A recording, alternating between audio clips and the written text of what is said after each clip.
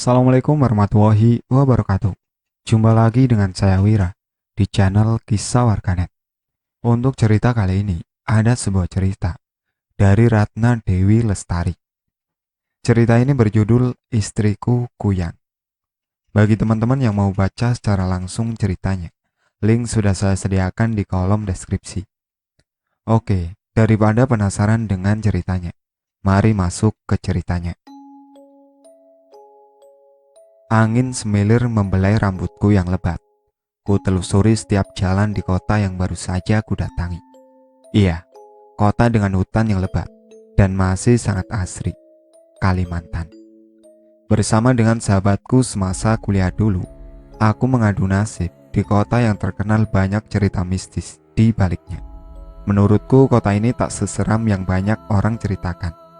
Mungkin karena aku tinggal di daerah perkotaannya yang jauh dari hal mistis.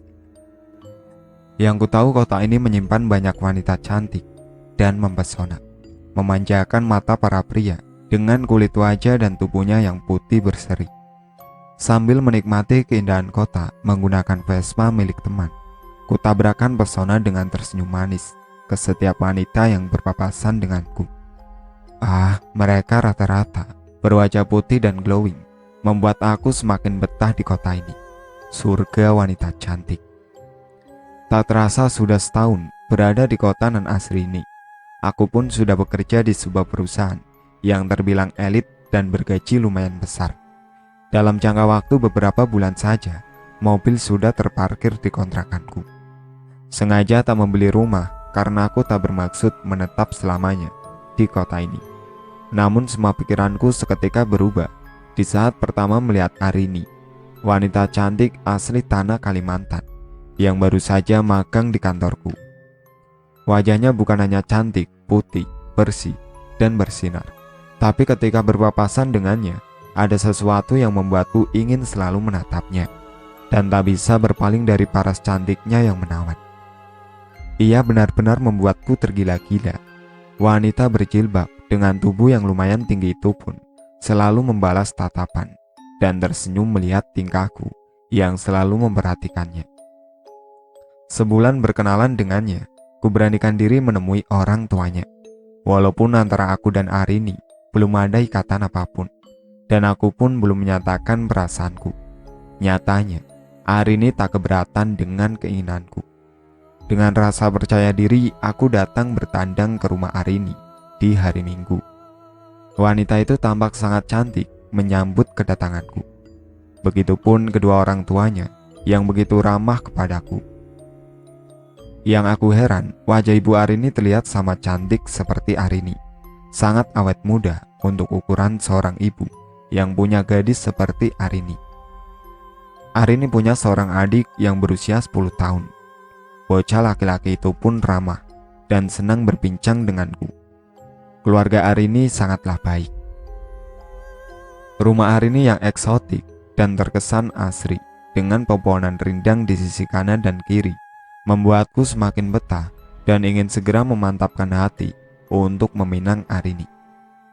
Kesempatan itu tak kusia-siakan saat Arini mengajakku berkeliling dengan berjalan kaki, menikmati suasana sore di sekitar tempat tinggalnya. Di pinggir sawah, ketika matahari mulai terbenam dengan langit yang berwarna jingga, kuungkapkan semua rasa cinta dan sayang kepada dirinya. Gayung bersambut. Dengan tersipu malu, Arini menerima cintaku. Wanita cantik itu mengangguk dengan tangan yang sedikit gemetar ketika aku sentuh. Aku tak mampu menyembunyikan rasa bahagiaku, dan dengan sebuah janji, aku tak ingin berpacaran lagi. Aku ingin segera melamarnya dan menjadikannya seorang istri. Awalnya Arini sempat terkejut dengan ucapanku. Namun, setelah semua kuungkapkan, ia pun setuju dengan syarat ia ingin tetap tinggal dengan kedua orang tuanya. Ia ingin berbakti dan merawat kedua orang tuanya. Bagiku tak masalah, aku malah bangga dengan sikap Arini yang begitu mencintai orang tuanya. Pernikahan kami berlangsung secara meriah. Arini tampak sangat cantik, menggunakan pakaian adat kebanggaannya. Keluargaku pun terpesona dengan kecantikan dan tak henti-henti memuji wanita pilihanku. Setelah acara usai dan semua tamu pulang, keluargaku pun ikut menginap bersamaku di rumah Arini. Semua tampak biasa, tapi ketika tengah malam, timbul keanehan di rumah Arini. Aku heran ketika keluarga masih berkumpul dan mengobrol dengan seru. Tak nampak sosok Ibu Arini di antara kami. Kamar pun terbuka lebar, hingga aku dengan sayup-sayup, sekumpulan orang berteriak sambil memukul kentongan. Mereka berteriak menyebut kata kuyang berkali-kali. Mereka berlari mendekat ke arah rumah Arini. Tiba-tiba aku dengar suara benda jatuh di atap rumah Arini. Aku menatap Arini. Arini seperti tidak mendengar apa yang barusan ku dengar. Aku berusaha bangkit namun ditahan tangan Arini. Ia menggelengkan kepalanya seraya berucap, "Biarkan saja bang, biasa itu di daerah sini. Jangan heran."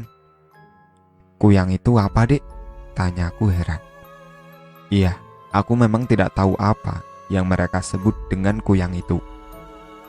Kuyang itu binatang malam yang suka mencari buah.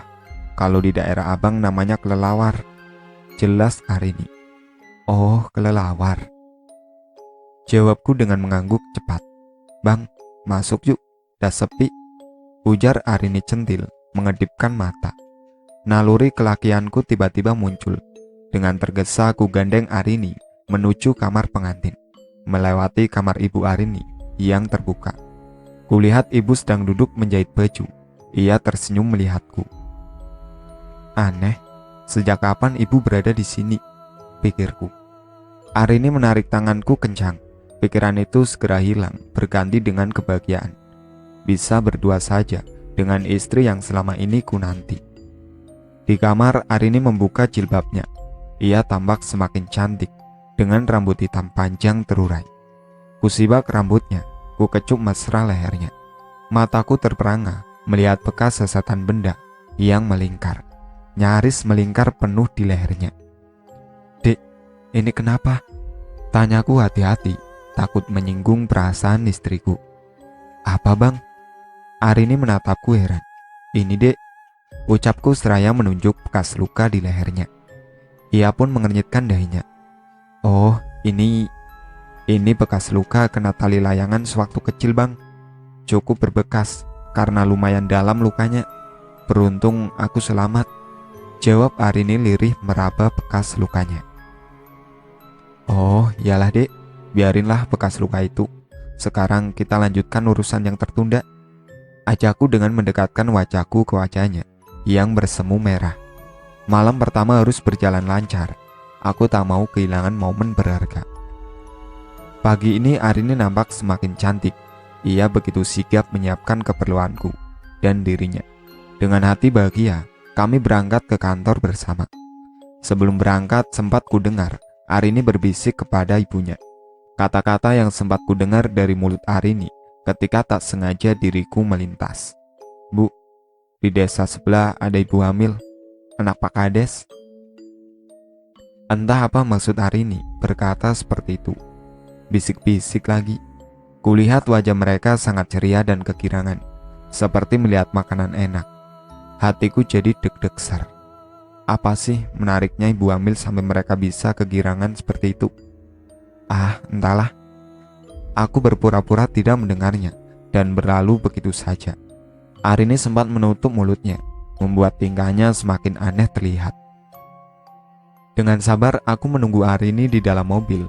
Arini berlari kecil dengan senyum lebar di wajahnya. Ia membuka pintu mobil dan wajah cantiknya menyembul. Kuperhatikan dengan seksama. Arini sepertinya sangat bahagia. "Bahagia banget dek," ucapku keceplosan.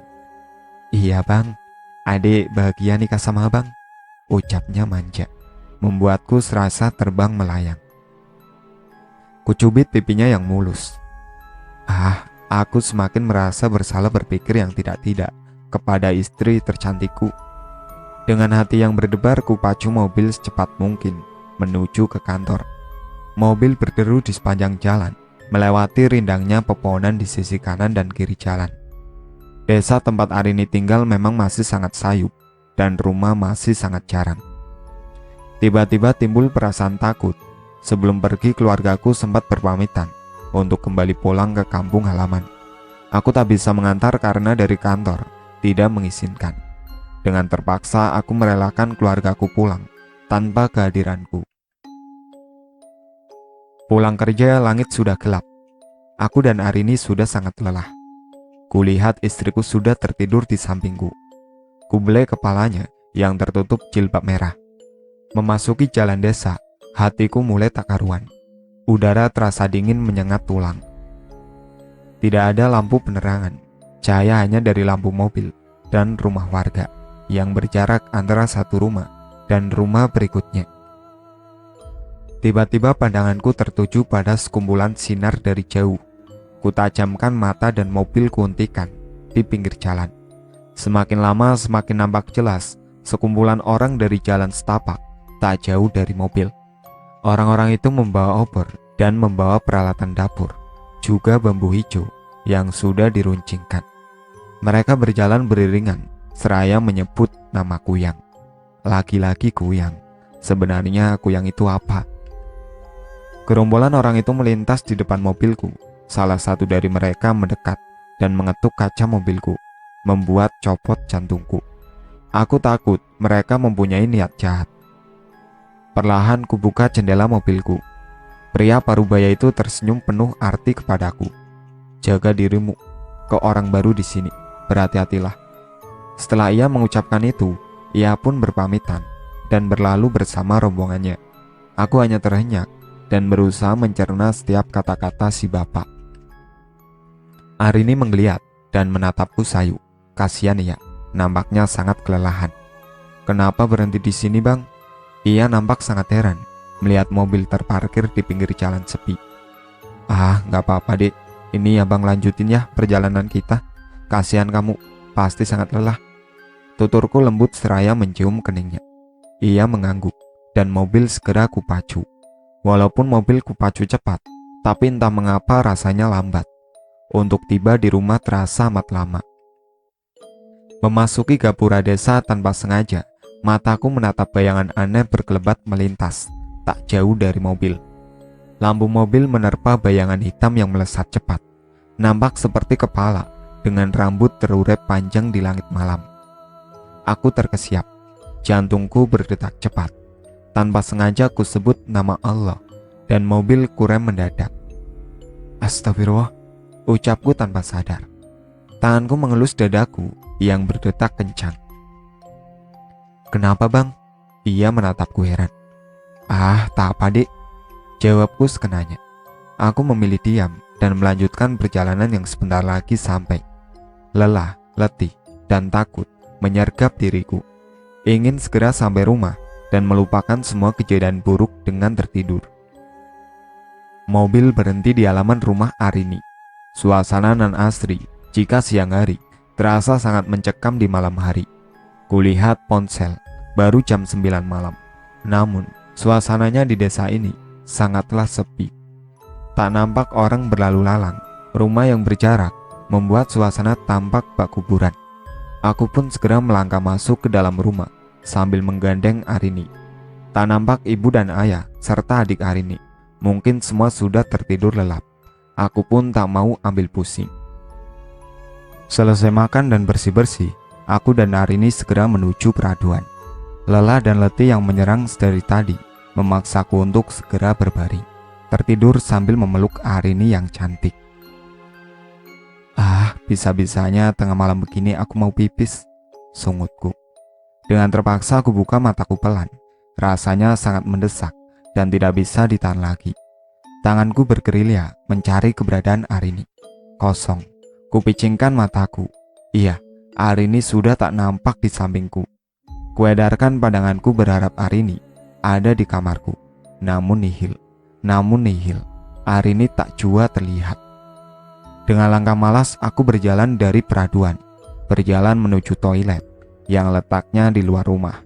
Dingin menyergap ketika aku buka pintu belakang rumah. Bulu kuduku seketika berdiri. Kutatap toilet yang berjarak sekitar 50 meter dari tempatku berdiri. Suasana malam yang gelap, hanya ada lampu 5 watt di belakang dan toilet. Ingin rasanya aku pipis di tempat saja.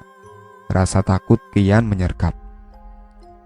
Aku belum terbiasa berada di tempat sesunyi ini, apalagi di sekitar tumbuh pohon-pohon tinggi menjulang. Kelebatan kelelawar malam seolah menambah suasana mencekam. Angin malam yang ingin membuatku bertambah dengan enggan beranjak dari tempatku berdiri. Beruntung malam ini bulan bersinar amat terang. Cahayanya berpendar saat indah. Ku beranikan diri melangkah dengan melipat tangan di dada, dingin, sambil mataku menatap sekeliling. Dengan segera ku buka toilet. Sudah sangat sesak dan lega. Tiba-tiba ada suara aneh. Astaga, apa itu? Tak sengaja bibirku terucap mendengar sesuatu jatuh, menghantam atap rumah. Aku segera menyelesaikan kegiatanku dan berjalan keluar dari toilet. Mataku menatap sekeliling, tak ada apapun. Kukira buah yang dibawa kelelawar jatuh menimpa rumah, tetapi tak ada nampak satu buah pun terjatuh di sana. Sedang asik mataku mencari sambil menunduk, tiba-tiba sesuatu menepuk pundakku. Aku langsung berdiri dengan kaki gemetar. Dengan pelan kubalikan tubuhku dan kulihat seseorang berdiri di belakangku. "Arini?" ucapku lirih. "Iya bang, ini aku. Abang ngapain di sini?" ucapnya. "Abang habis dari toilet. Kamu dari mana saja? Abang cari-cari dari tadi." Sungutku sedikit merajuk. "Aku tadi di ruang tamu bang. Abang aja yang gak lihat aku di sana," jawab Arini cuek. Ia membalikkan badan dan masuk ke dalam rumah. Aku pun mengikutinya dari belakang. Aneh, perasaan tadi tak ada siapapun di ruang tamu. Apa aku ngelindur? Kakiku terasa beku ketika aku angkat naik ke peraduan. Arini menatapku sekilas dengan senyuman teramat manis untukku. Entah kenapa aku merasa ada misteri di balik senyuman Arini untukku. Bibirnya kulihat merah merona. Tapi ada sesuatu yang terlihat mengganjal di situ. Ada setitik noda di dekat bibirnya. Makan apa dia malam-malam begini? "Dek, sini," panggilku menyuruhnya datang mendekat. "Apa bang?" Ia pun mendekat. Kuseka noda di bibirnya. Kuperhatikan secara seksama. Noda itu lengket dan berbau anjir. "Darah. Darah apa ini, Dek?" selidikku. Darah," ucapnya tergagap. "Ah, sudahlah bang, adek tak tahu juga itu kenapa bisa di bibir adek," jawabnya sekenanya. Ia langsung membalikkan badan dan membiarkanku terdiam dalam sejuta pertanyaan di benakku. Iya, aku pun malas berdebat. Tubuhku sudah lelah karena seharian bekerja. Aku memutuskan untuk kembali beristirahat dan membiarkan pertanyaan itu menguap begitu saja. Matahari baru saja menampakkan sinarnya ketika aku selesai menjalankan kewajibanku, menunaikan sholat subuh.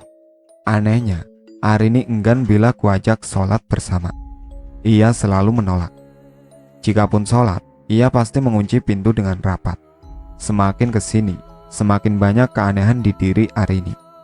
"Bang, sarapan dulu sini." Arini melambaikan tangan mengajakku duduk bersama dengannya. Hanya kami berdua.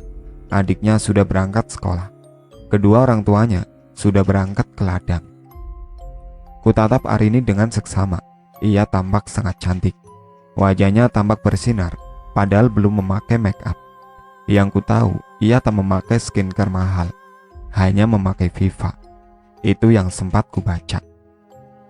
"Dek, semakin hari kamu tampak semakin cantik," ujiku tulus. "Terima kasih bang, mungkin karena terlalu bahagia menjadi istrimu," jawabnya sembari mengecup tanganku. Genggamannya erat. Seharusnya aku bahagia dengan ucapannya. Namun entah mengapa aku merasa Arini menyembunyikan sebuah kebohongan. Kuulas sedikit senyum agar ia tak curiga. Jam 8 tepat aku dan Arini sudah berada di dalam mobil yang berjalan dengan kecepatan sedang. Bang, berhenti dulu. Cepat." Arini tiba-tiba menyuruhku berhenti di depan sebuah warung sayur yang penuh dengan ibu-ibu. "Tunggu sebentar bang, ada yang mau aku beli," ucapnya tergesa seraya turun dari mobil. Dari jauh kulihat ia mengobrol dengan asik. Ia sangat ramah. Aku pun memutuskan untuk turun dan menjemputnya. Aku takut terlambat bekerja. Kulihat Arini sedang asik berbincang dengan seorang ibu hamil yang kudengar dari percakapan mereka jika ia sedang hamil 9 bulan, tinggal menunggu lahiran. Sekilas kutatap wajah Arini sangat bahagia berbincang dengan si ibu. Ia pun sempat mengelus perut si ibu hamil. Apa Arini sudah tak sabar ingin punya anak? Ia pun sempat enggan ketika ku ajak kembali ke dalam mobil dan melanjutkan perjalanan. Kulihat ia sempat cemberut ketika berpamitan. Seperti biasa, malam ini kami lembur kembali. Pulang ke rumah keadaan sudah sepi. Aku memutuskan untuk segera istirahat tanpa mandi. Begitupun Arini.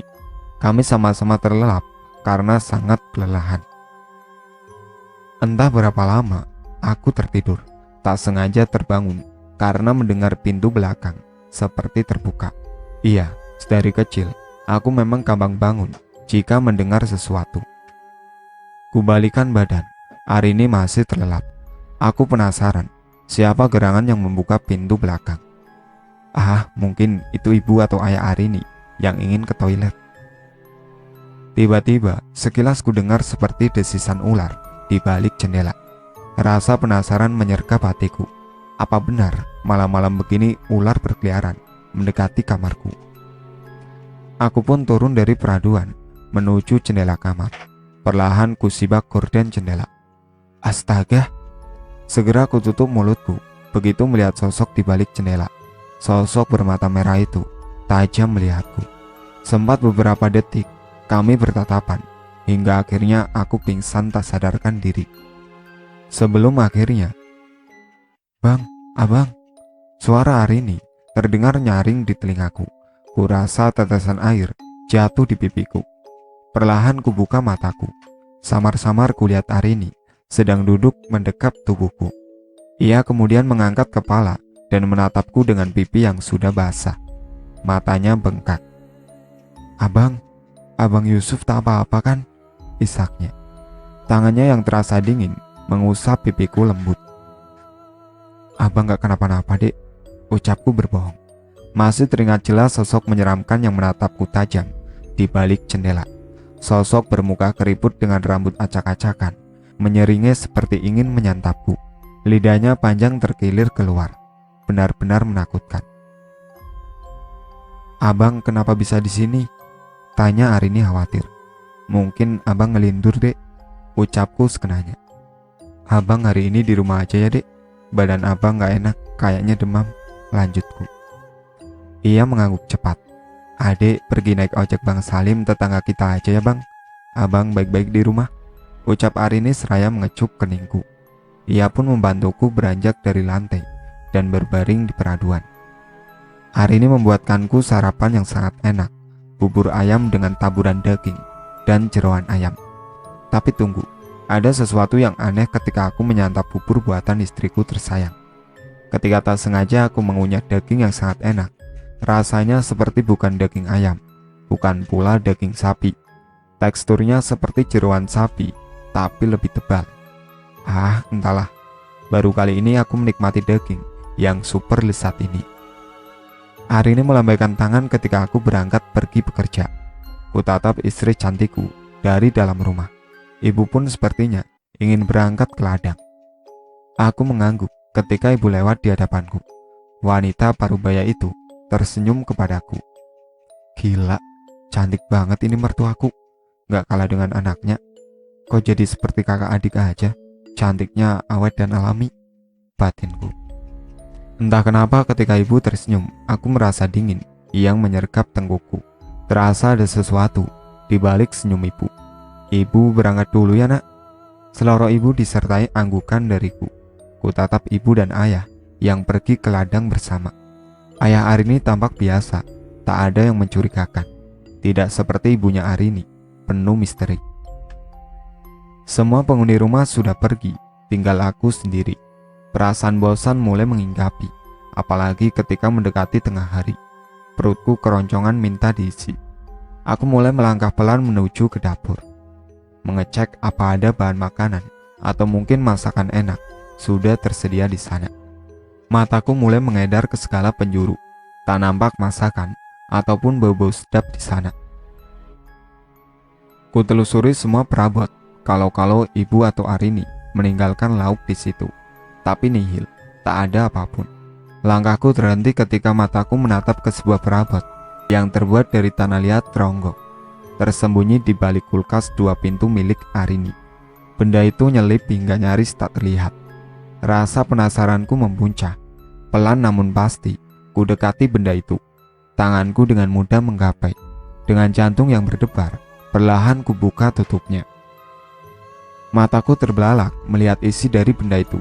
Sungguh di luar dugaanku. Begitu dibuka, bau anyir seketika menyeruak, membuatku ingin muntah. Sekuat tenaga berusaha ku tahan. Seonggok daging merah yang masih berlumuran darah dan tebal itu mengeluarkan bau anyir darah yang menyiksa indera penciumanku. Segera ku taruh kembali di tempatnya semula dan keluar berlari dari dalam rumah. Jantungku berdebar amat kencang. Benda apa itu? Seumur hidup baru kulihat benda menjijikan itu tersimpan rapi di dalam rumah. Apa tidak mengganggu? Jika itu daging, kenapa terlalu banyak darah dan berbau amis? Beribu tanya memenuhi pikiranku. Dengkulku terasa lemas. Aku sungguh takut untuk kembali masuk ke rumah itu. Aku terus berjalan hingga tak sadar sudah sampai di sebuah warung nasi tak jauh dari rumah Arini. Walaupun selera makanku sudah hilang, aku tak mau membiarkan diriku kelaparan. Dengan langkah gontai, aku masuk ke dalam warung. Seorang wanita tua menyambutku dengan ramah dan senyuman yang sangat khas. "Mari nak, masuk," ucapnya sembari melambaikan tangan. Aku mengangguk dan duduk. Tanganku masih gemetar karena ketakutan. Ternyata hanya ada aku dan nenek tadi di warung. Ia datang membawa nasi dan beberapa lauk, juga sambal yang kelihatannya sangat lezat. Dengan lahap ku makan semua makanan yang nenek sediakan. Ajaib, rasa mual itu hilang seketika dan aku begitu menikmati masakannya. Nenek tadi duduk di hadapanku. Ia menatapku penuh rasa kasihan. "Nak, berhati-hatilah. Kau berada dalam pengaruhnya," ucap nenek membuatku menghentikan makan dan menatapnya tajam. Maksud nenek?" Jawabku spontan. "Nanti kau akan tahu." Saran nenek, "Jangan makan apapun di sana, agar kau bisa tahu siapa keluargamu itu sebenarnya, terutama istri dan mertuamu," ucap nenek sembari berlalu. Aku semakin bingung dengan ucapan nenek. Ini sudah kali kedua ada orang yang menasihatiku untuk berhati-hati. Sebenarnya ada apa denganku dan juga keluarga burukku? Setelah selesai makan dan membayar, aku pun berpamitan pulang. Perasaanku kini terasa lebih lega. Sempat berkenalan dengan warga sekitar yang kurasa amat ramah. Maklum, selama menikah dengan Arini, aku belum pernah berbincang dan bertemu warga sekitar. Dari jauh kulihat ibu sedang berbincang dengan seorang wanita yang kutaksir berusia 20 tahun. Wanita muda itu tampak hamil, terlihat dari perutnya yang buncit. Ibu tampak antusias berbincang dengan si wanita.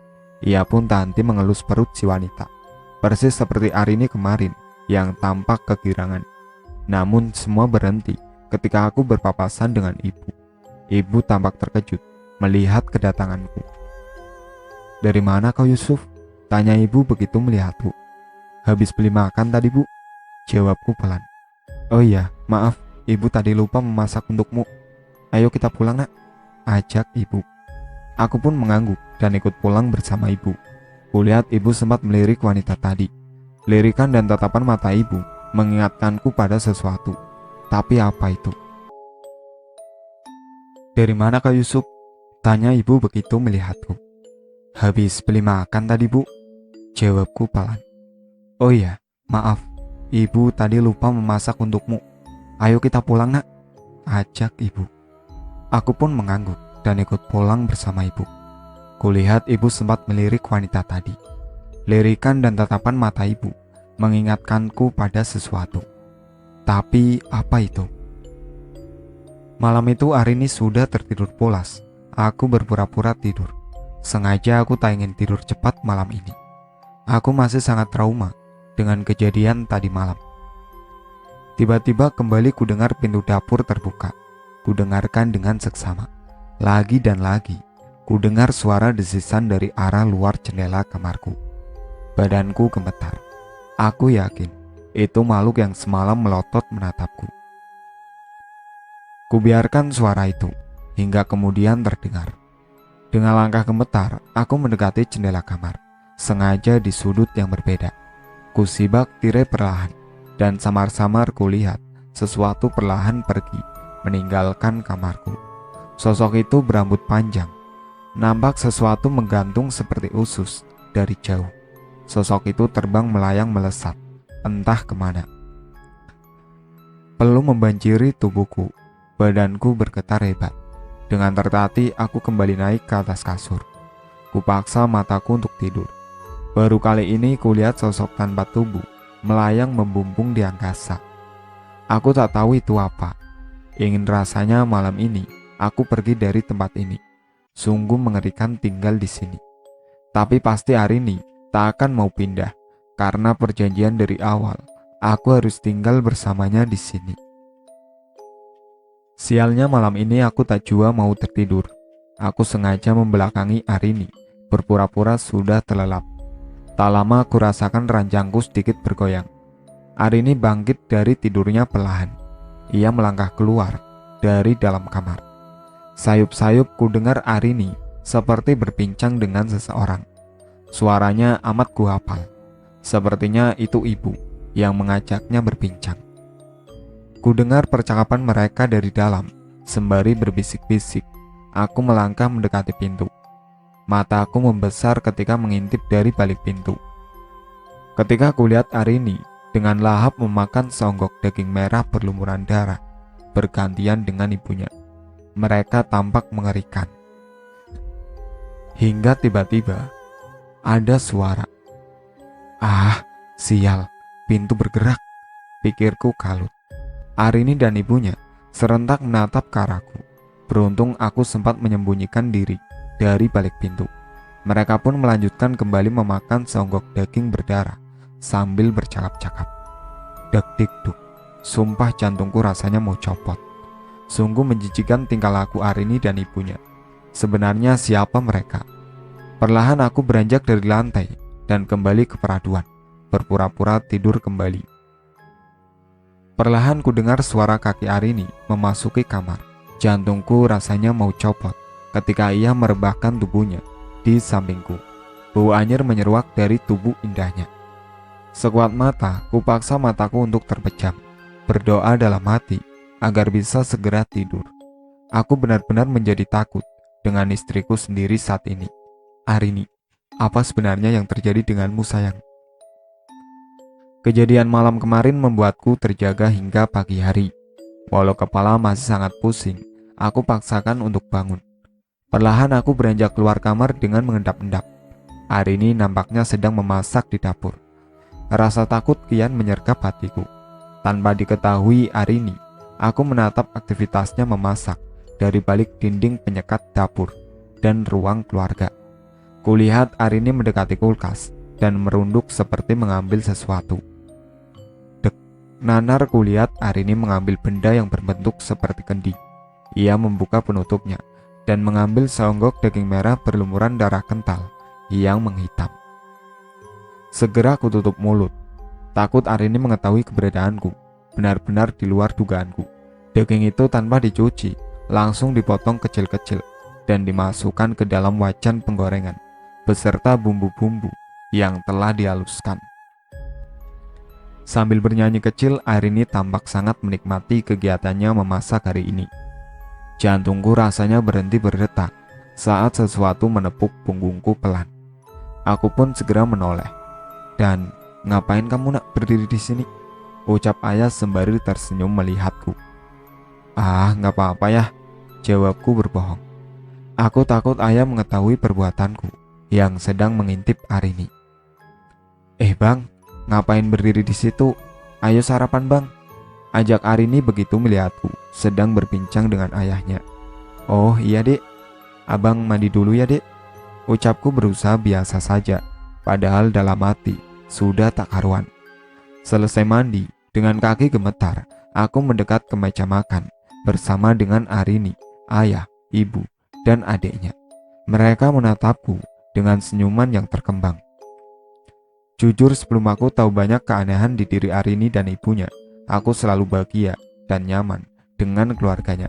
Namun berbeda dengan saat ini. Suasana aku rasa sangat mencekam. Bang, makan ini. Bang, ini enak banget loh bang. Rica-rica daging spesial. Arini menyodorkan rica-rica daging yang nampaknya sangat lezat, tapi malah membuatku amat mual. Teringat pada saat Arini memasaknya tadi. Dek, abang kepingin telur ceplok aja dek. Kita ada stok telur kan dek? Jawabku berusaha menolak halus masakannya. Arini nampak mengernyitkan dahi, mungkin merasa aneh dengan tolakanku tadi. Namun akhirnya Arini beranjak dari duduknya dan memasak telur seperti permintaanku tadi. Kulihat adik dan ayah Arini menyantap masakan Arini dengan lahap. Begitupun ibunya. Walaupun menahan mual, kupaksakan mulutku untuk mengunyah. Secepatnya kuhabiskan makanan dan pergi bekerja setelah menunggu Arini bersiap-siap. Di sepanjang jalan aku hanya diam 1000 bahasa. Pikiranku menerawang jauh. Arini pun sepertinya tak memperdulikan sikapku. Terbukti ia hanya menatap keluar jendela, seperti mencari dan memperhatikan sesuatu. Entah apa yang ada di pikirannya. Aku pun tak mau tahu. Bang, kita langsung pulang kan? Adik mau pergi sebentar dengan ibu nanti. Ucap Arini membuyarkan lamunanku. Iya dek, tumben kamu mau keluar malam. Jawabku sekenanya. Sedikit penasaran memang. Tak biasanya Arini keluar malam bersama ibunya. Temanku Wita habis lahiran. Adik berniat menjenguknya bersama ibu nanti. Pinjam mobilnya bang, kata Arini dengan wajah yang berbinar. Iya dek, abang nanti istirahat aja ya dek. Badan abang capek. Jawabku pelan. Mataku lurus ke depan. Aku takut menatap wajah Arini dengan semua hal-hal yang meliputinya beberapa hari ini. Aku berpura-pura tidur ketika mobil menderu dan meninggalkan pekarangan depan. Secepat kilat aku beranjak dari peraduan dan berlari menuju motor yang memang sengaja kuparkir di samping rumah. Beruntung ayah dan adiknya sudah tertidur di kamar. Arini memacu mobil pelan menembus kegelapan malam. Kuikuti dari jauh. Takut Arini mengetahui keberadaanku. Penasaran dengan kehidupan Arini sebenarnya. Semakin kesini aku semakin tak mengenal Arini. Mobil berbelok dan melaju di jalan yang lenggang. Kulihat jam tanganku yang saat ini menunjukkan pukul 9:30 malam. Tiba-tiba mobil Arini memasuki jalanan tanah yang lumayan sempit. Cukup hanya lewat satu mobil saja. Mobil itu berhenti begitu saja di pinggir jalan. Aku berhenti dan memperhatikan dari balik semak-semak yang ada di sisi kanan dan kiri jalan. Lama aku perhatikan, tapi Arini dan ibunya tak jua keluar dari dalam mobil. Yang kulihat hanya mobil yang sedikit bergoyang. Entah apa yang mereka lakukan di dalam. Rasa penasaranku semakin mempuncak. Tak lama aku lihat sesuatu dari dalam mobil melalui jendela. Karena di sini amat gelap, aku hanya melihat sesuatu terbang melesat cepat, membumbung ke udara. Samar-samar nampak seperti rambut yang terkibar. Dengan tubuh gemetar ku dekati mobil Arini. Begitu ku rasa keadaan sudah semakin aman. Berbekal cahaya senter dari ponsel, aku mulai memeriksa keadaan Arini di dalam mobil. Kuarahkan cahaya ponsel di kursi depan. Sedikit merunduk, aku pun mulai menyenter dengan perlahan. Astaga! Mataku seketika terkesima melihat pemandangan mengerikan yang tersedia di hadapanku saat ini. 2 buah tubuh tanpa kepala sedang duduk terpaku, tiada pergerakan. Hanya sedikit darah menetes dengan menyisakan bolongan di tengah-tengah leher. Tubuhku gemetar hebat, lemas, dan tiada berdaya. Sebenarnya siapakah istriku ini? Aku ingin segera berlari, namun kakiku seolah terhenti tatkala aku lihat bayangan bergelembat tak jauh dari tempatku berdiri. Aku lalu bersembunyi di bawah mobil. Samar-samar kulihat bayangan melesat mendekat. Kututup mulut dengan tangan yang bergetar. Sosok itu mengitari mobil seperti mencari sesuatu. Peluh membanjiri wajah dan tubuhku. Jelas terlihat di mataku dengan jarak 2 meter. Bagian bawah makhluk itu hampir menyentuh tanah. usus terburai dengan ginjal, hati, dan organ dalam lain menggantung. Darah menetes di tanah, seiring dengan pergerakannya melayang, hampir menyentuh tanganku. Sungguh beruntung nasibku. Tak lama makhluk itu terbang menjauh. Perlahan aku keluar dari persembunyianku. Ku tatap dua kepala dengan usus terburai, melayang cukup jauh dari tempatku berdiri. Sudah kadung tahu siapa Arini, aku memilih untuk mengikuti kedua sosok itu. Yang ku tahu itu ibu dan juga Arini. Dengan langkah perlahan ku ikuti mereka yang terbang tinggi dengan sinar berwarna merah terang di dekat hatinya. Walau kakiku terasa sangat sakit karena harus berjalan di jalan tanah, semak, dan jalan berbatu. Perlahan kulihat Arini mulai terbang rendah. Wajah Arini beserta ibunya menjadi sangat mengerikan. Mata Arini melotot dan lidahnya sangat panjang. Tampak jelas karena tersorot lampu rumah warga. Mereka akhirnya berhenti dan mengitari sebuah rumah sederhana berwarna hijau. Arini melesat masuk melalui atap rumah warga. Aku mengendap memperhatikan dari jauh. Rupanya Arini masuk ke dalam kamar yang kebetulan jendelanya transparan karena belum ditutup gordennya, sehingga nampak jelas apa yang Arini lakukan di situ. Wanita itu sedang tertidur pulas ketika Arini mendekati perutnya yang membesar. Arini menatap dengan penuh nafsu, ingin menyantap wanita itu. "Ah, Kuyang!" Tak lama wanita itu bangun dan berteriak histeris. Arini malah mendekati wanita itu. Ia kemudian diam seperti terhipnotis. Kulihat dengan jelas bagaimana Arini dan ibunya dengan lahap menyantap bayi dan ari-arinya sampai tak bersisa. Wanita itu pun terkapar tak berdaya. Setelah puas mereka melesat pergi. Entah bagaimana nasib wanita itu. Aku pun tak tahu. Aku memilih pergi dengan tubuh yang gemetar hebat. Mobil Arini sudah tak ada di tempat ketika aku tiba. Perlahan aku mendekati motor yang tadi sempat kusembunyikan. Dengkulku terasa lemas. Tak mungkin untuk pulang ke rumah dengan keadaan yang seperti ini. Jangankan untuk pulang, melihat Arini saja aku seperti mau mati. Kupacu motorku dengan cepat menuju penginapan terdekat. Aku masih sangat terpukul dengan kejadian yang menimpa rumah tanggaku. Setelah menemukan penginapan yang lumayan nyaman, ku rebahkan badanku di atas ranjang. Pikiranku menerawang jauh, teringat dengan ucapan wanita malang tadi. Kuyang, apa Arini Kuyang? Ponsel berdering berulang kali. Kulihat sekilas, ternyata wajah wanita cantik itu terpampang di sana. Wajah yang semula memikat hatiku, kini sangat enggan kulihat. Ternyata di balik wajahnya yang cantik dan sifatnya yang manja, tersimpan sebuah misteri yang sangat mengerikan. Sengaja tak kuangkat, biarlah malam ini aku tenang, sembari mencari solusi yang terbaik, karena berat bagiku untuk kembali ke pangkuan Arini. Apapun alasannya, aku tak sudi. Sekitar pukul 9, aku kembali pulang ke rumah, mengumpulkan keberanian sebanyak-banyaknya.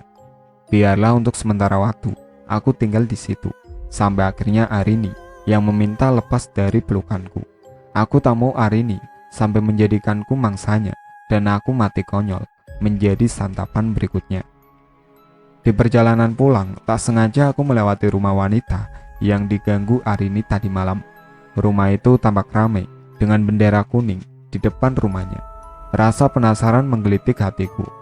Aku pun langsung singgah dan bertanya pada seorang pria parubaya. "Maaf Bapak, numpang tanya, siapa yang meninggal?" Ucapku spontan. "Itu anak Pak Rustam, Wita, yang sedang ambil tua. Sepertinya tadi malam diserang Kuyang," sahutnya. "Ya Allah, jadi wanita malam tadi malam itu meninggal," batinku. "Oh iya Pak, Kuyang itu apa?" tanyaku. "Kuyang itu ilmu hitam yang menurun, ilmu yang bisa membuat wajah awet muda, cantik, dan tampil menarik. Seseorang yang menjadi kuyang harus makan bayi, ari-ari bayi, darah wanita haid, dan jika tidak ada, maka darah binatang akan jadi santapannya." Bapak tadi menjelaskan. Aku manggut-manggut mengerti, lalu kembali bertanya, "Bentuk kuyang seperti apa Pak?" "Bentuk kuyang itu kepala beserta usus, tubuhnya ditinggal di tempat yang tersembunyi." Bapak tadi dengan sabar menjelaskan. Aku pun bertambah penasaran. Pak, jika Bapak berkenan, bolehkah saya bertanya lebih dalam, Pak? Saya benar-benar penasaran dengan kuyang, kataku. Iya, tentu saja, Nak. Dirimu sepertinya baru di sini. Aku tak pernah melihatmu, tanyanya. Iya, Pak, saya baru di sini. Pak, beberapa hari ini saya diikuti kuyang. Apa saya bisa lepas darinya? Ucapku penuh harap. Kalau kau ingin lepas darinya, pergi jauh dari tempat ini, karena ilmunya akan luntur jika jauh dari tanah tempat kelahirannya. Aku pun mengangguk tanda mengerti. Setelah mengucap terima kasih, aku pun kembali melanjutkan perjalanan kembali ke rumah Arini. Setelah mengepak baju dan semua perlengkapanku, aku segera mengendap memasukkan semua barang-barangku ke dalam mobil. Mataku tertuju pada noda darah di bangku depan, membuatku bergidik ngeri mengingat kejadian malam itu. Aku bersikap biasa ketika malam Arini pulang. Ia menatapku penuh tanya, tapi aku tetap diam 1000 bahasa. Aku pun berpura-pura tidur ketika Arini mendekatiku. Sebetulnya aku sakit melihatnya seperti ini. Mungkin Arini memang mencintaiku, tapi wujudnya yang mengerikan itu membuat aku ketakutan. Tiba-tiba aku dengar pintu belakang kembali dibuka. Seperti hari-hari kemarin, Arini pasti bangun dan hilang entah kemana. Iya, dia pasti menjadi kuyang. Begitupun ibunya. Aku langsung bangun dan berjalan ke arah dapur, memakai senter mencari tubuh Arini yang pasti tanpa kepala itu di sekitar rumah. Mengintari halaman depan, tak kutemukan. Rasa penasaran kembali membuncah. Kulangkahkan kaki menuju pekarangan belakang rumah yang penuh dengan pepohonan rindang. Senter mengarah ke segala arah. Samar-samar kulihat seonggok kaki di balik pohon. Kudekati, dan benar saja, itu kaki Arini dan juga ibunya yang terduduk tanpa kepala. Sedang asik menyenter dengan jantung yang menderu, tiba-tiba kulihat sekelebat bayangan hitam hampir mengenai kepalaku. Aku pun segera merunduk, penasaran bercampur takut. Setelah kuperhatikan dengan seksama, rupanya bayangan itu hanya bayangan kelelawar pemakan buah yang sedang melintas. Sekilas kudengar suara langkah kaki yang diseret perlahan. Belum sempat ku berbalik, sesuatu membekap mulutku kuat. Aku sempat berontak, tapi begitu ia mengusung sebuah parang panjang, nyaliku berubah ciut. Aku hanya bisa pasrah ketika sosok itu menyeret paksa tubuhku. Dalam keremangan malam dengan sedikit sinar bulan sabit, karena tertutup mendung, samar-samar kulihat tangan seseorang yang berotot dan sangat kekar. Tenaganya pun kuat. Mudah saja ketika ia membawaku masuk lebih dalam ke hutan yang jauh dari rumah Arini. Namun ada yang aneh dengan tangan itu. Hatiku seketika teringat pada seseorang, tapi lupa siapa. Ia membawaku ke sebuah gubuk yang nampak kokoh. Aku merintih ketika sosok itu dengan kasar melemparku ke atas tumpukan jerami. Dengan tertatih aku berusaha bangkit dan berbalik. Ayah, ucapku begitu melihat sosok itu yang tak lain adalah ayah Arini. Tutup mulutmu kalau kau tak ingin mati, Nak, perintah ayah sambil berdecak pinggang. Iya ya. Jadi sejak kapan kau tahu Arini dan ibunya itu kuyang? Tanyanya dengan mimik serius, menatap sangat tajam.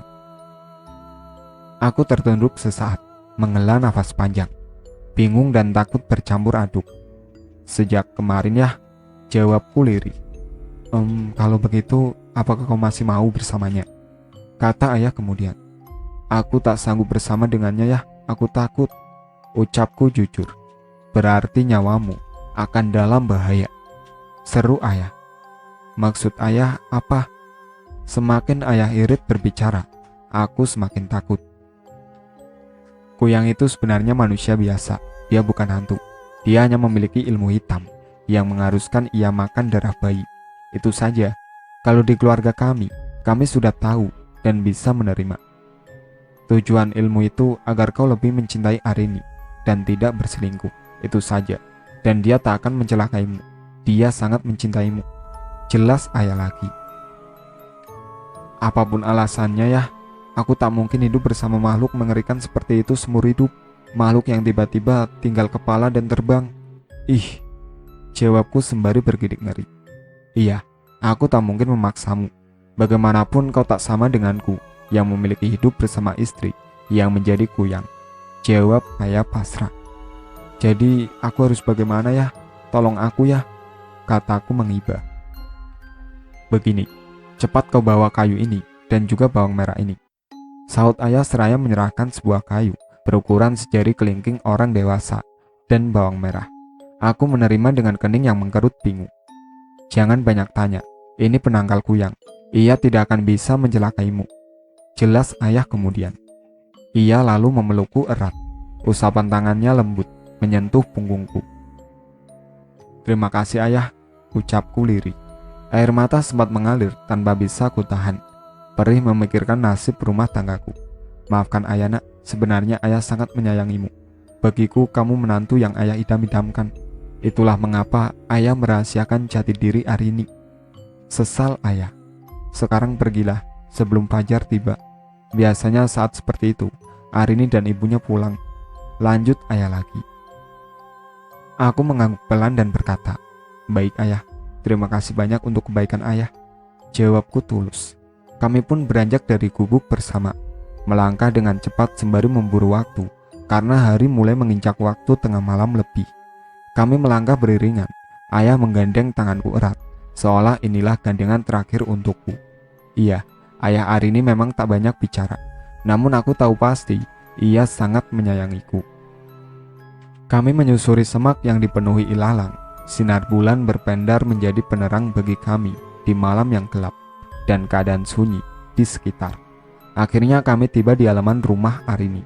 Sial bagi kami, belum sempat beranjak masuk ke dalam mobil yang terparkir, kepala melayang itu terbang rendah ke arah kami dengan sinar merah yang menyala kedap-kedip.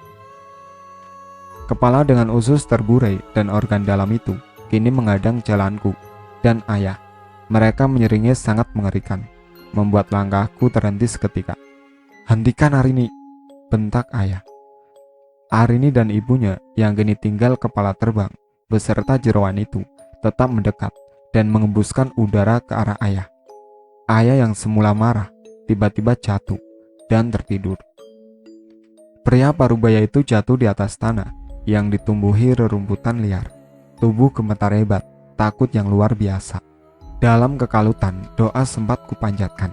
Tapi sayangnya, dua kuyang itu hanya nyengir, seolah mengecek diriku.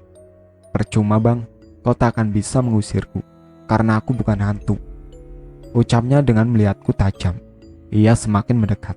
Jarak kami mungkin hanya sekitar 10 meter. Bau anyir darah mulai tercium menyengat hidung. Aku berangsur mundur. Terima saja keadaanku. Aku tak akan mencelakaimu.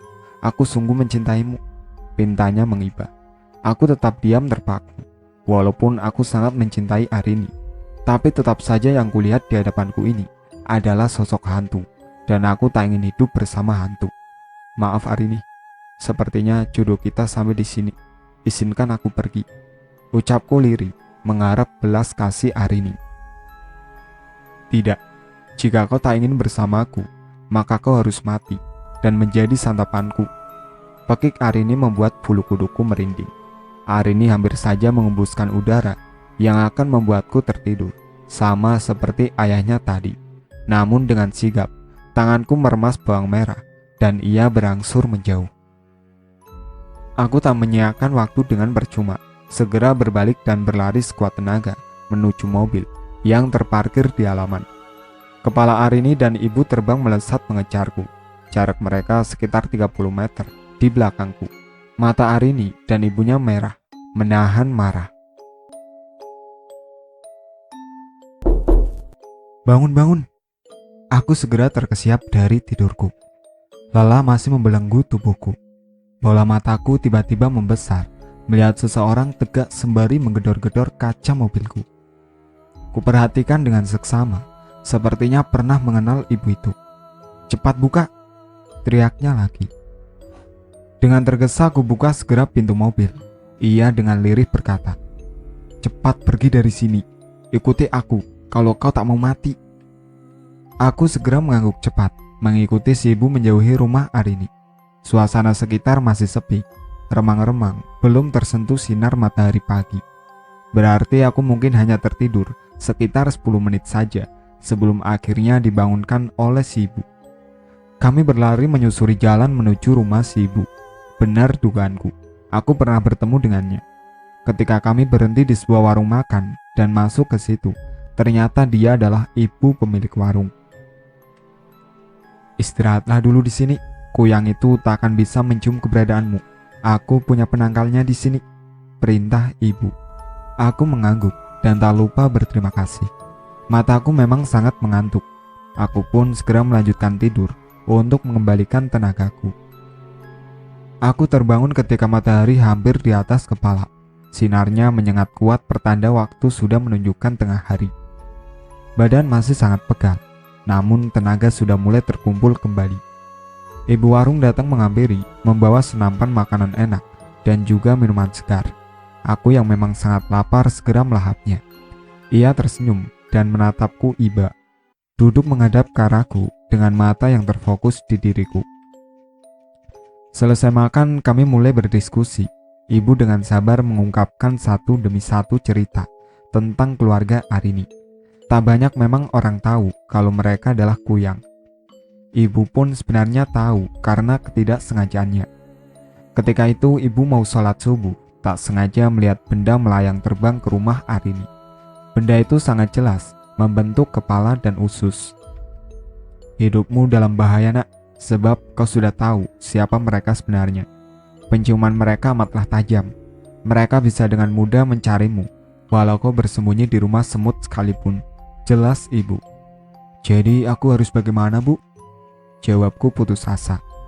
"Ya, kau harus melawannya. Jika kau ingin selamat, pilih nyawamu atau nyawanya." Ibu menjawab dengan mimik yang berubah sangat serius. "Kau akan mati pucat jika darahmu disedot olehnya. Kau sudah lihat sendiri bukan bagaimana wujud istrimu itu," tegas ibu. Aku mengangguk pelan, bingung bercampur takut jadi satu.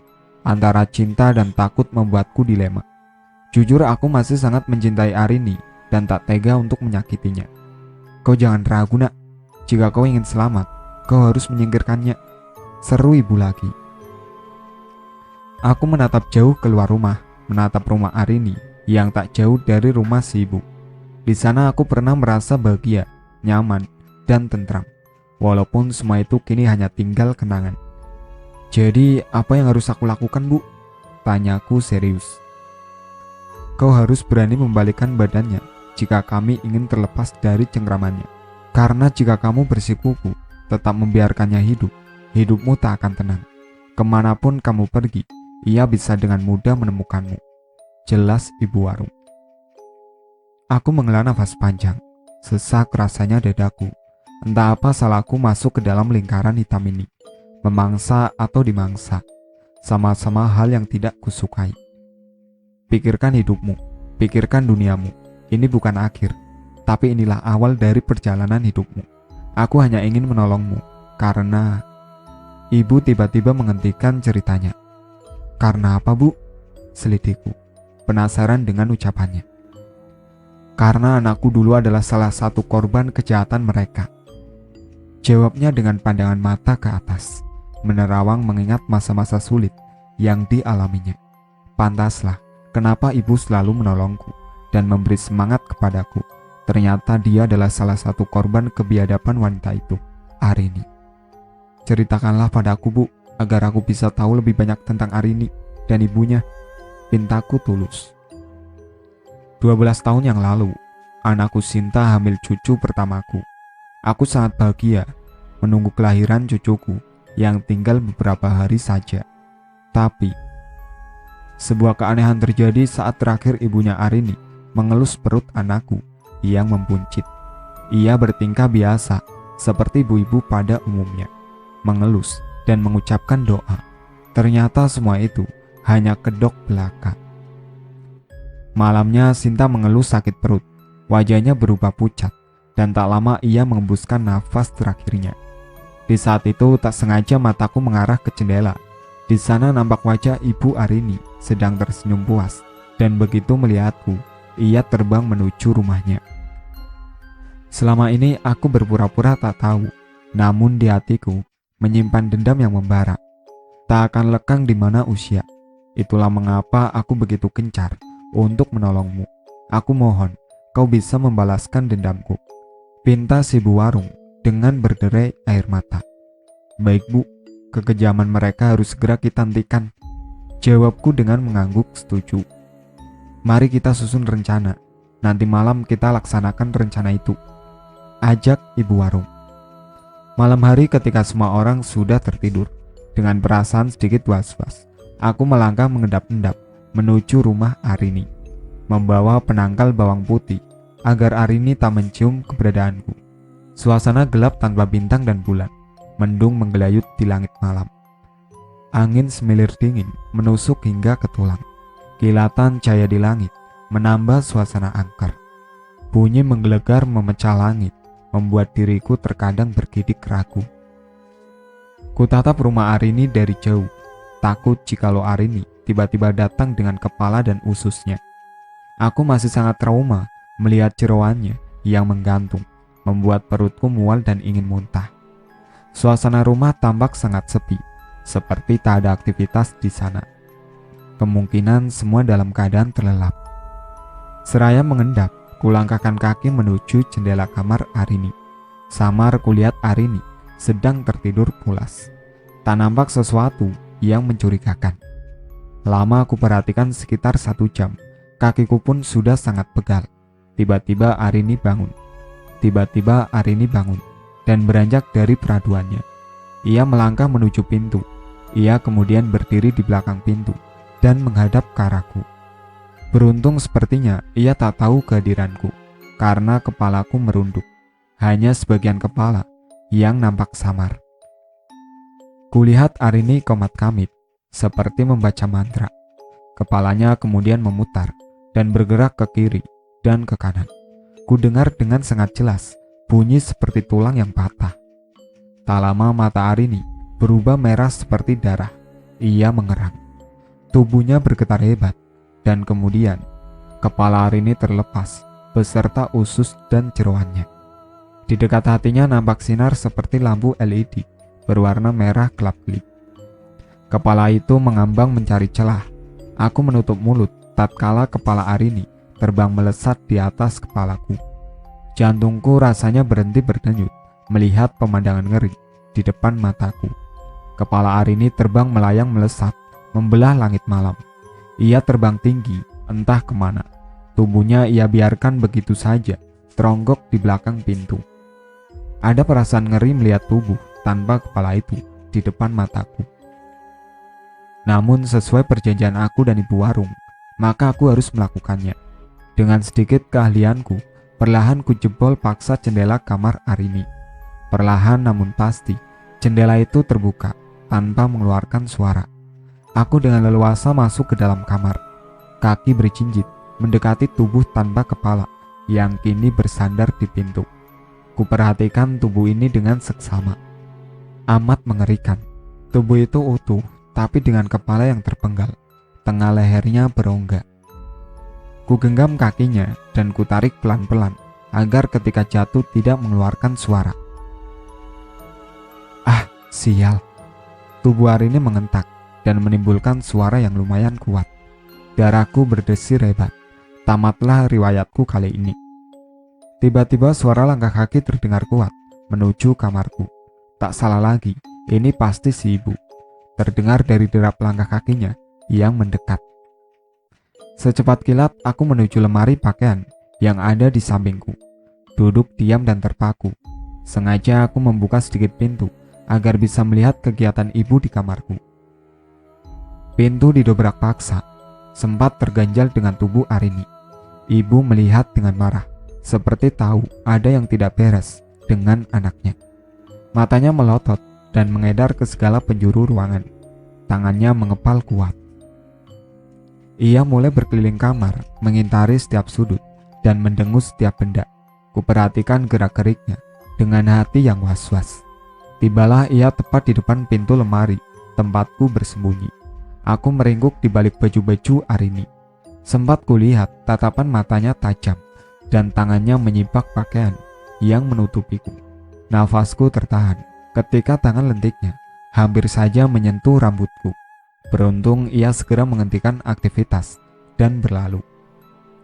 Di sela lemari, kulihat dengan jelas ibu duduk bersimpu di samping tubuh Arini yang diam terpaku.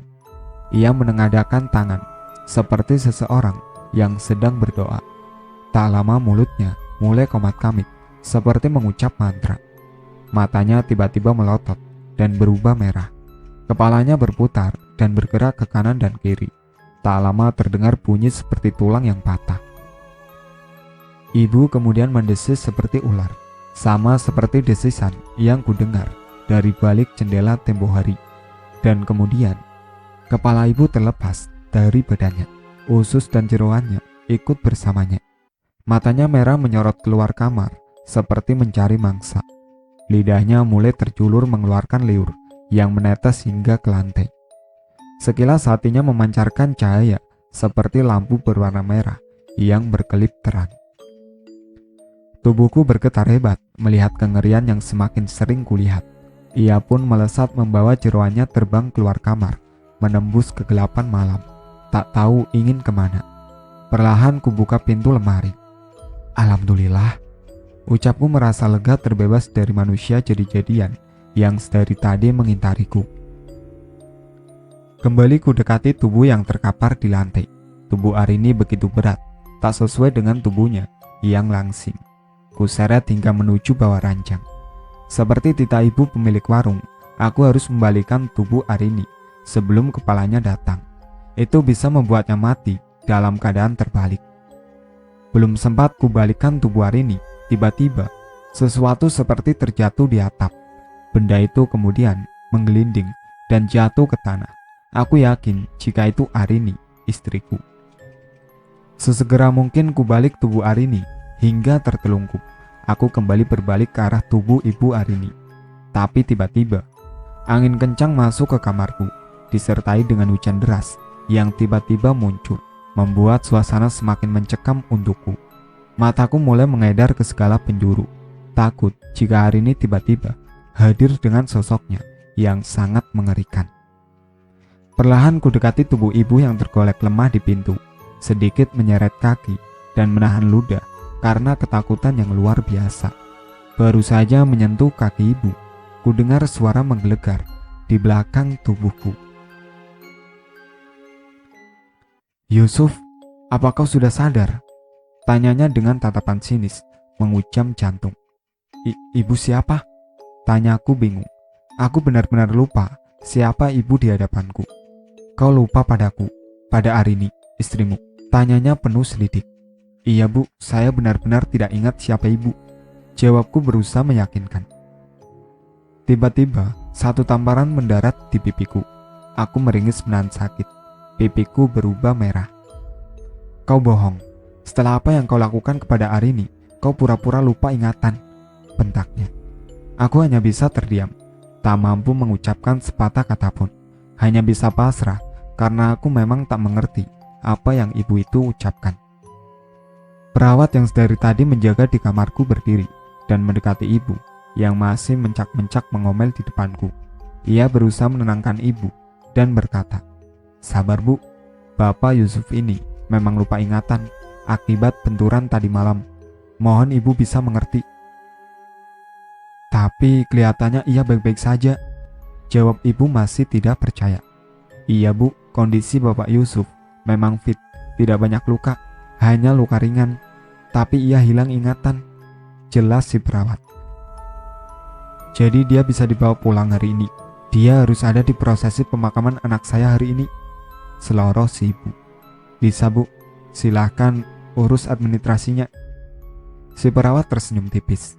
Si ibu kemudian berjalan keluar, meninggalkanku sendiri di dalam kamar.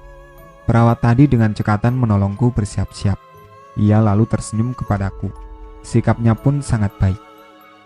Tak menunggu lama akhirnya ibu tadi datang dan aku pun ikut pulang bersamanya. Di sepanjang jalan ibu tadi hanya terdiam membisu. Ia seperti patung. Hanya air mata yang menetes deras di pipinya. Aku semakin tak enak hati. Entah apa yang kulakukan hingga ia begitu jijik melihat dan berbicara padaku. Taksi online yang kutumpangi akhirnya merapat ke sebuah rumah kayu sederhana. Suasana rumahnya cukup rindang dan asri.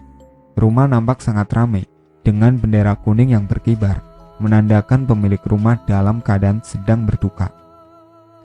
Ibu tadi keluar dari taksi dan berlari menuju rumahnya. Sanak saudaranya menyambut dengan isak tangis yang menggema. "Sabar kak, sabar," ucap mereka. Aku pun segera turun dan masuk ke dalam rumah. Seorang bapak menatapku dengan sendu. Anak laki-laki di sampingnya pun tampak menangis meraung. Bapak tadi mendekatiku perlahan. Ia lalu merangkulku dan membawaku jauh dari kerumunan. Ia kemudian membawaku menuju belakang rumah. Anehnya, aku seperti tak asing dengan tempat ini. "Kau berhasil, nak. Bapak tidak akan marah padamu. Ini yang terbaik untukmu," bisiknya lirih. "Maksud bapak apa, Pak? Saya mohon maaf, Pak. Semenjak kepala saya terbentur, saya benar-benar lupa segalanya, Pak," jelasku disertai keringitan di dahi si bapak. "Maksudmu kau hilang ingatan? Apa kau tak bohong?" jawab si bapak seolah tak percaya. "Iya, Pak, saya tidak berbohong," ucapku berusaha meyakinkan si bapak. "Kalau memang begitu, baguslah. Begitu proses selesai, lekaslah kau pergi dari sini. Jangan banyak tanya, kau turuti saja perintahku ini," katanya seraya menyorot tajam ke arahku. "Tapi Pak," "Sudah kubilang, jangan banyak tanya. Pergi dan jangan kembali lagi jika kau sayang dengan nyawamu." Setelah berucap demikian, ia pun berbalik dan pergi meninggalkanku. Aku yang masih kebingungan berusaha mencerna setiap kata dari si bapak. Berjalan kembali menuju ruang utama, di mana si mayat sedang terbujur kaku, ditutupi kain panjang. Semua mata memandang ke arahku. Mungkin mereka heran, sebab aku tak bersedih sedikit pun. Sedangkan ibu tadi tak henti-hentinya menangis histeris. Ia pun menatap marah ke arahku. "Jangan kau dekati anakku, pergi," herdiknya. Membuat diriku takut. Aku pun melangkah mundur. Tak sengaja kain penutup mayat tersibak, dan kulihat pemandangan sangat menakutkan. Wanita itu terbaring dengan tubuh menghadap ke depan, dan kepala menghadap ke belakang. Semua mata menatap tak berkedip. Ada juga yang berbisik-bisik. Secepat kilat ibu itu memalingkan wajahnya dan menutup kembali kain. Prosesi pemakaman dilaksanakan dengan segera. Walaupun dengan kepala yang menghadap ke belakang, mereka tetap mengkafani mayat secara layak. Aku tak diizinkan mendekat. Ada rasa iba menyelusup relung hatiku. Mengapa wanita muda bermuka pucat itu meninggal dalam keadaan yang sangat mengenaskan? Apakah kiranya yang membuat kepalanya bisa menghadap ke belakang? Ketika keranda mulai diangkat, belum nampak keanehan. Tapi ketika keranda yang berisi mayat mulai dibawa keluar rumah, para pelayat mulai merasakan keanehan, termasuk diriku. Keranda terasa amat berat dan banyak yang bergantian mengangkatnya. Hingga 12 orang yang mengangkat, namun keranda masih juga terasa berat. Alam seolah ikut murka, mendung tiba-tiba menggelayut dan langit menjadi amat gelap. Angin kencang berembus, menerbangkan banyak daun dan debu. Keranda yang awalnya diangkat kemudian harus terpaksa dibawa memakai mobil ambulan desa. Hujan deras menemani prosesi pemakaman wanita malang itu, yang mereka sebut sebagai istriku. Entah mengapa di hatiku tak ada desir cinta sedikit pun. Aku yang sedari tadi hanya boleh melihat prosesi itu dari jauh, hanya bisa diam terpaku. Apalagi saat ada ibu-ibu parubaya datang bersama seorang bapak tua yang mendampinginya berjalan mendekatiku. Ia kemudian memelukku erat. Walaupun sok mengetahui aku yang sudah hilang ingatan, mereka tetap menerimaku dengan lapang dada. Ibu dan bapak yang mengaku orang tuaku itu setia mendampingiku mengikuti prosesi penguburan istriku yang ternyata bernama Arini. Begitu derasnya hujan yang turun membuat liang lahat Arini menjadi penuh dengan air kotor. Walaupun sudah dikuras, tetap saja air itu menggenangi hingga selutut. Warga yang sudah lelah akhirnya memaksa tubuh Arini masuk ke dalam liang lahat. Walaupun basah dan kotor, tubuh wanita muda itu tetap dikuburkan paksa. Jerit tangis ibundanya menggema hingga memekikkan telinga. sesekali para pelayat memeluk dirinya. Begitu Arini selesai dikuburkan, hujan berhenti seketika dan langit kembali cerah.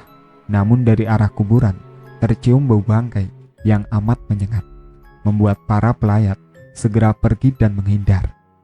Bapak yang semula tak mau mendekat, kini berjalan menghampiriku. Ia kemudian berbisik kepadaku, "Cepat pergi dari sini, tinggalkan desa ini segera jika kau mau selamat, atau nyawamu menjadi taruhannya."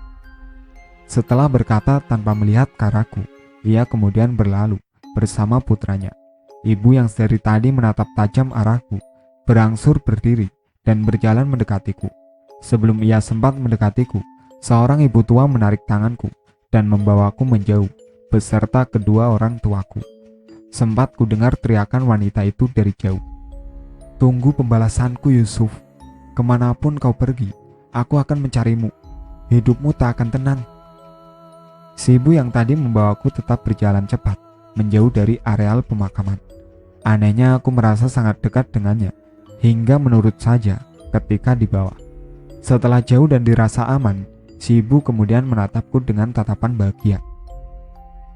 "Terima kasih Yusuf, berkatmu kita bisa terbebas dari perasaan takut. Sekarang kau pergilah Yusuf, tinggalkan kenangan burukmu, dan hiduplah dengan bahagia di tempat kelahiranmu. Jangan sekali-sekali menginjak tanah ini lagi, jika kau tak mau nyawamu melayang." Lagi-lagi peringatan yang mereka katakan padaku. Bapak dan ibuku seolah mengerti dengan ucapan ibu tua itu. Setelah berpamitan dan mengucap terima kasih, kedua orang tuaku lantas membawaku pergi menggunakan taksi menjauhi area pemakaman. Walaupun tanda tanya, tapi hatiku merasa sangat lega. Ibuku tak henti menggenggam tanganku erat. Air matanya menetes deras. Ia memelukku dan mencium pipiku. "Entah apa yang sudah kau alami di sini, Nak, hingga membuatmu seperti ini. Sekarang kita pulang kembali ke rumah ya, Nak. Kau jangan merantau lagi," ucap ibu yang kusertai dengan anggukan. Menggunakan pesawat, kami akhirnya terbang meninggalkan tanah Kalimantan yang penuh misteri, dengan semua tanda tanya yang belum terjawab satupun. Siapa Arini? Ibunya, ibu yang di area, dan bapak Arini. Biarkan itu menjadi misteri. Yang penting sekarang, aku dan kedua orang tuaku selamat dan bisa kembali pulang ke rumah dengan damai. Itulah akhir cerita dari Istriku Ternyata Kuyang. Sekian dari saya. Wassalamualaikum warahmatullahi wabarakatuh.